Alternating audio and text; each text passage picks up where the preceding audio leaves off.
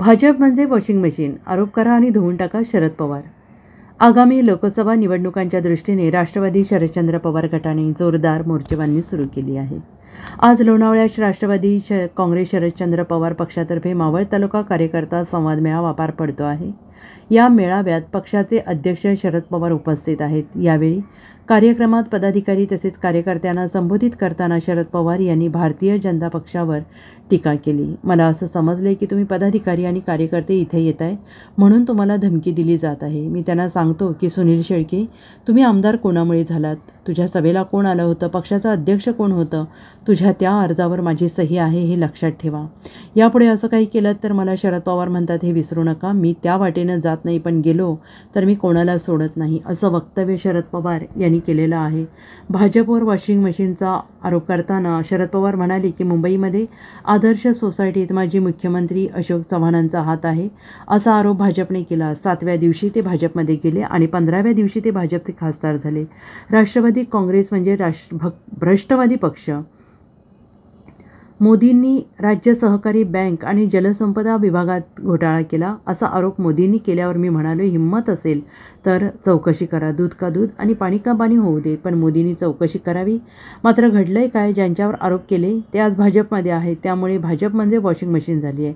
आरोप करा आणि त्यांना पक्षप्रवेश देऊन आरोप धुवून काढा।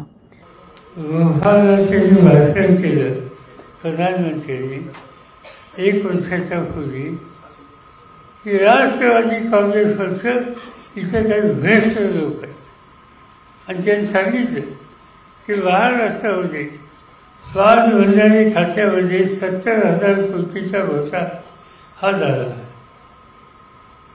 त्यांनी असं सांगितलं की महाराष्ट्रामध्ये राज्य सरकारी बँकेमध्ये घोटाळा हा आरोप त्यांनी केला राष्ट्रवादी पक्ष।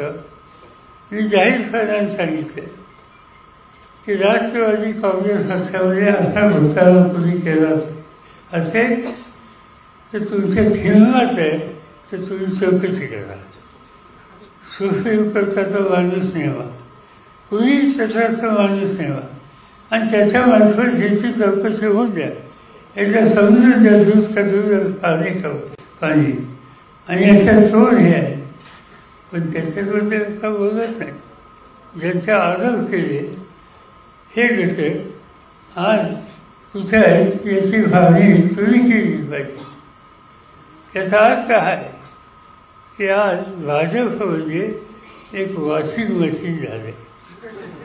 वॉशिंग मशीन, कपडा खराब झाला असेल मशीनमध्ये टाका, बाहेर स्वच्छ होतं आणि याच्यावर आरोप झालेले असतील, भ्रष्टाचारात असेल तर मगाशी वैभवने सांगितलं तसं भाजपत या स्वच्छ होऊन बसा आणि नेते घरी पुन्हा काम करा। आज या पद्धतीचं राजकारण आज त्यांच्या ठिकाणी केले आहे आणि म्हणून सत्तेचा एका बाजूने गैरवापर, विरोधकांच्यावरची खोटी टीका आणि त्या पद्धतीने देश मी चालवणार हे सूत्र घेऊन आज भाजप आणि विशेषतः मोदी साहेब आणि त्यांचे सरकारी देशाचं काम चालू।